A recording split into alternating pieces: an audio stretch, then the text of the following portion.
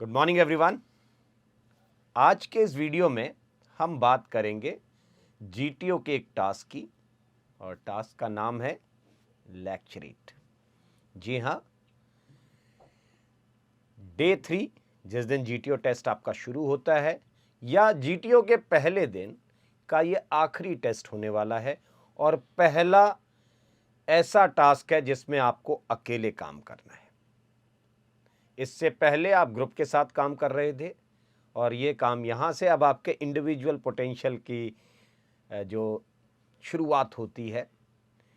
क्या फ़ायदा होता है इसका, क्या चीज़ों का ध्यान रखना है आपको, आपके असेसर्स आपके अंदर क्या चीज़ें देखना चाहते हैं, इन सब चीज़ों को थोड़ा बारीकी से समझने की कोशिश करेंगे। पहली बात तो ये लेक्चरेट नहीं है, ये एक्सटेम्परे है। क्या फ़र्क होता है लेक्चरेट और एक्सटेम्परे में कि लेक्चरेट जो होता है ये पहले से तैयार किया हुआ, जो भाषण देने के लिए लोग जाते हैं पहले से लिख करके पढ़ करके खूब अच्छे से चले जाते हैं, दैट इज़ कॉल्ड लेक्चरेट। और जब आप अचानक कोई टॉपिक आपको मिला और उस पर तुरंत बोलने की जो प्रक्रिया होती है उसको कहते हैं एक्सटेम्परे। अब यहां पर क्या है कि आपको एक कार्ड मिलेगा जिसमें 4 टॉपिक होंगे।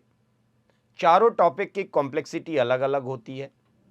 पहला वाला जो टॉपिक होता है वो मोर ओवर एक बर्निंग इशू होता है, कवर स्टोरी होती है।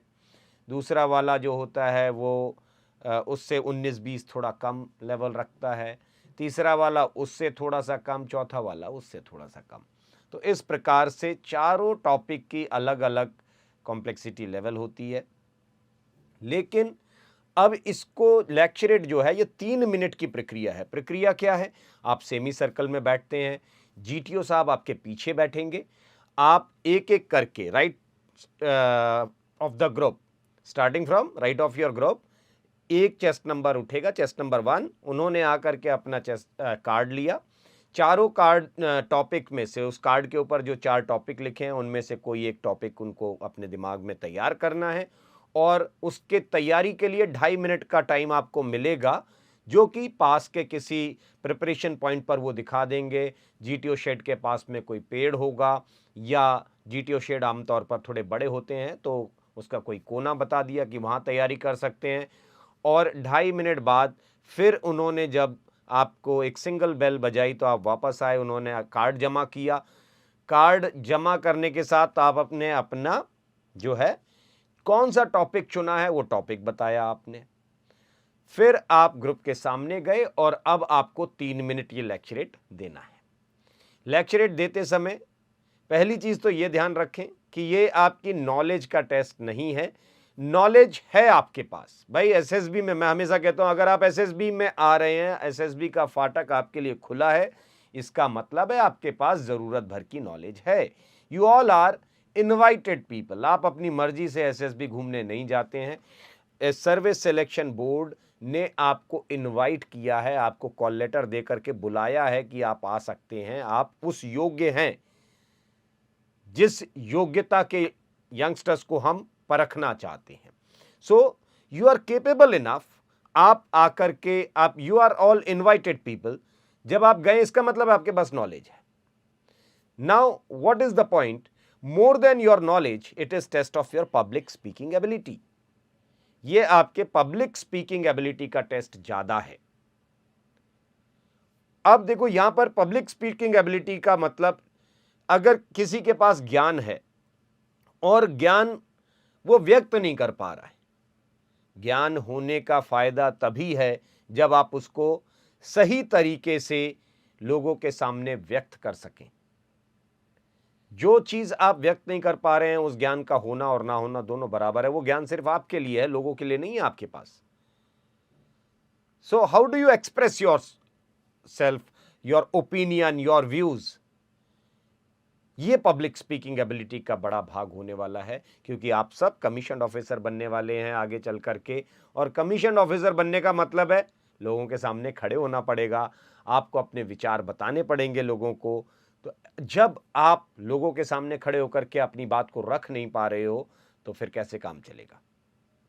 सो पब्लिक स्पीकिंग एबिलिटी में अब 3 चीजों का ध्यान रखना है। देखो हमेशा, 1, द स्पीकर, स्पीकर मतलब जो लेक्चरेट दे रहे हैं वो। सेकंड, द कंटेंट, जिस टॉपिक पर आप बात करने वाले हैं, जो बात करने वाले हैं, second is that. And third is listeners. अब जो आपको सुन रहे हैं, लेक्चरेट आप उनके लिए बोल रहे हैं तो उनको भी ध्यान में रखना है। मेजरली जो एसएसबी में कैंडिडेट्स आते हैं वो पहले दो चीज़ों पर ज़्यादा फोकस्ड रहते हैं, स्पीकर एंड कंटेंट। वो लिसनर्स की तरफ ध्यान नहीं देते हैं। पब्लिक स्पीकिंग एबिलिटी में उनका भी महत्व बराबरी का होता है। दूसरा जो अपने दिमाग में रखने वाला एक मुद्दा है आपके, कॉन्फिडेंस। पब्लिक स्पीकिंग एबिलिटी तभी उतनी अच्छी होती है जब आप कॉन्फिडेंस के साथ वो बात कहते हैं। और आपका कॉन्फिडेंस झलकता है दो चीज़ों से। एक, आपकी बॉडी लैंग्वेज, आपकी बॉडी लैंग्वेज थोड़ा कंट्रोल्ड हो, कांप ना रहे हो, थोड़ा सा लापरवाह तरीके से ना खड़े हो, इधर उधर नहीं बार बार शिफ्ट हो रहे हैं, एक पैर से दूसरे पैर पे, दूसरे पैर से पहले पैर पे शिफ्ट होते रहते हैं, इस प्रकार ना करें। और दूसरा, आपका जो कॉन्फिडेंस दिखता है वो आपकी आंखों से दिखता है, आई कांटेक्ट। आपके सामने लोग बैठे हैं, आप उनकी तरफ देख करके बात कहिए अपनी, ना कि ऊपर आसमान में देखते हैं, कभी ज़मीन में देखते हैं, कभी इधर देख रहे हैं। तो इस तरीके से बाहर देख करके देखो, जज से आप बात कर रहे हैं through out your process of SSB. आप जब भी किसी से बात करें, आप पर्सनल इंटरव्यू में जा रहे हैं, आप ग्रुप डिस्कशन में बैठे हुए हैं जहां ग्रुप से बात कर रहे हैं, आप इंडिविजुअल लेक्चरेट जब दे रहे हैं, अगर वहां पर आप खड़े हैं तो ग्रुप से बात कर रहे हैं, लोगों के ऊपर जिनसे आप बात करते हैं उनके ऊपर आंखें बनाए रखना, ये आपके कॉन्फिडेंस का बहुत बड़ा साइन होता है। तो ये दो तरीके से आपके बॉडी लैंग्वेज और आपका आई कांटेक्ट अच्छा होना चाहिए।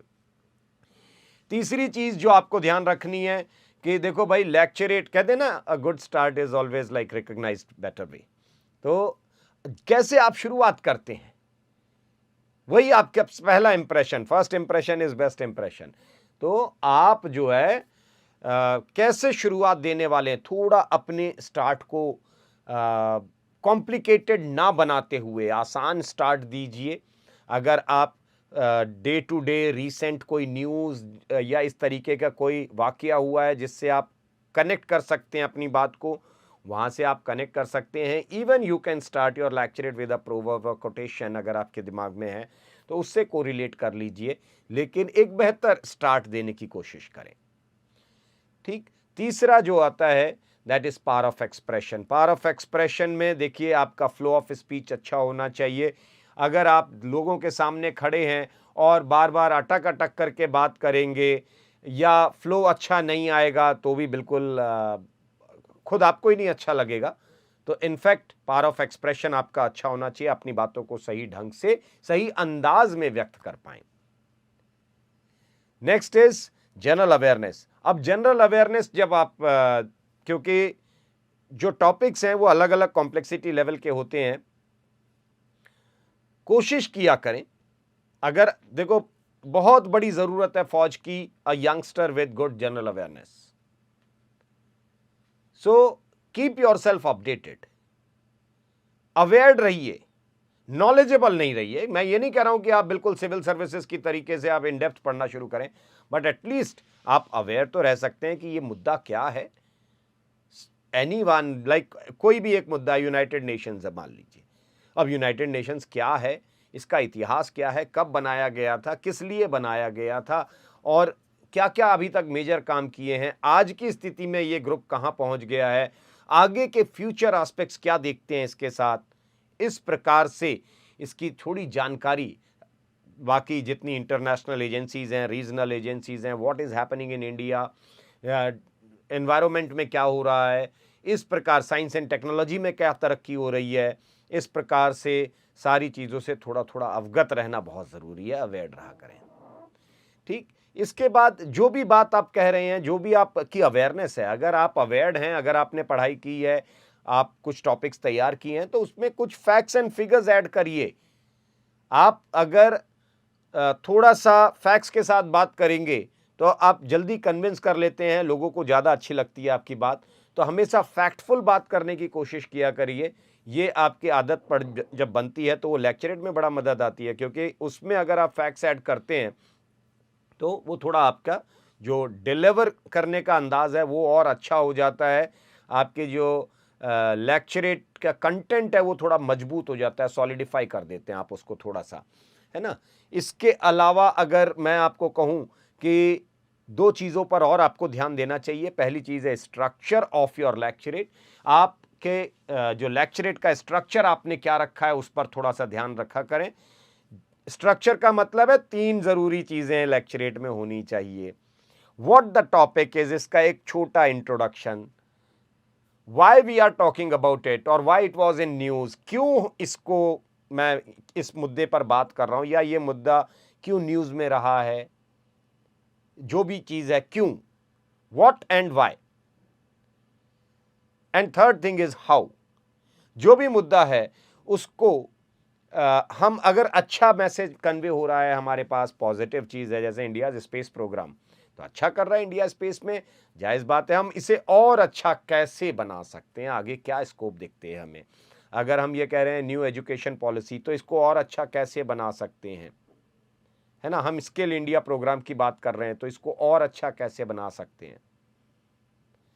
अगर वही नेगेटिव वाइब्स आते हैं या नेगेटिव इंप्रेशन आ रहा है, साइबर क्राइम अब अच्छी चीज नहीं है, इसको कैसे रोका जा सकता है, टेररिज्म कैसे रोका जा सकता है, ग्लोबल वार्मिंग कैसे कम किया जा सकता है, रोका जा सकता है, तो ये उपाय क्या हैं उसके, ये बताना। What, why and how. अच्छी चीज ये है कि देखिए तीनों में से जो हाउ है आखिरी पार्ट, उसकी वैल्यू 2W से ज्यादा होती है। तो जब भी आप बात करें तो पहले 1 या 1.5 मिनट में व्हाट एंड व्हाई को आप डिलीवर कर लें और बाकी बचा हुआ 1.5 मिनट के आसपास आप हाउ पे बात करें कि उपाय क्या हैं। जितना आप उस मुद्दे पर बात करेंगे उतना आपकी बातचीत ज्यादा पसंद आती है। Last is how organised you remain. तो आपने जब शुरू किया था तो खत्म करते हुए किस लय में, किस क्रोनोलॉजिकल ऑर्डर में, किस तरीके से आप आगे बढ़े और समाप्त कैसे कर रहे हैं, लेक्चरेट को खत्म कैसे किया आपने, ये सब चीजें। एक टाइम है आपके पास 3 मिनट, तो उस 3 मिनट को सही ढंग से ऑर्गेनाइज करिए। आपके पास 5 मुद्दे हैं तो उन 5 मुद्दों को सही से ऑर्गेनाइज करके बताइए। तो आपकी organising ability, how organised you remain, ये कुछ छोटी चीजें हैं जिनको अगर आप ध्यान में रखेंगे तो जायज बात है लेक्चरेट के लिए बहुत परेशान नहीं होना पड़ेगा। रोज थोड़ा सा प्रैक्टिस करिए, 2-3 लेक्चरेट बोला करिए, रिकॉर्ड करिए अपनी आवाज को मोबाइल में और खुद सुना करिए बैठ करके कि आखिर किस लय में मैं बात कर रहा हूं और ये लय क्या फौज में किसी ऑफिसर के सपने देखने वाले यंगस्टर के लिए पर्याप्त है या इसमें अभी गुंजाइश बच रही है। अगर गुंजाइश बच रही है तो कितनी बच रही है और उसको पूरा कब करूंगा। उम्मीद करता हूं आपको बात समझ में आ गई होगी। Wish you very good luck, stay fit, stay healthy.